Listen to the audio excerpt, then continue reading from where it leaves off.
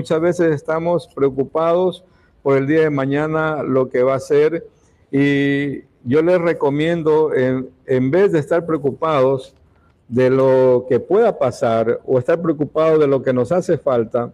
hacer una pequeña terapia todos los días en la mañana, anotar todas las bendiciones que tenemos de nuestro Padre Celestial, aunque sea 5 bendiciones diarias, que anotemos todos los días 5 bendiciones, todos los beneficios que tenemos de parte de nuestro Padre Celestial, y no vamos a estar preocupados de lo que no tenemos, porque si nosotros estamos agradeciendo las bendiciones o los beneficios que nos da nuestro Padre Celestial, más vamos a tener. Del hecho que estemos un día más con vida, que tengamos salud, que tengamos un hogar, que tengamos familia, que tengamos un techo, que tengamos vestuario, etcétera, son razones suficientes por las cuales estar agradecido de parte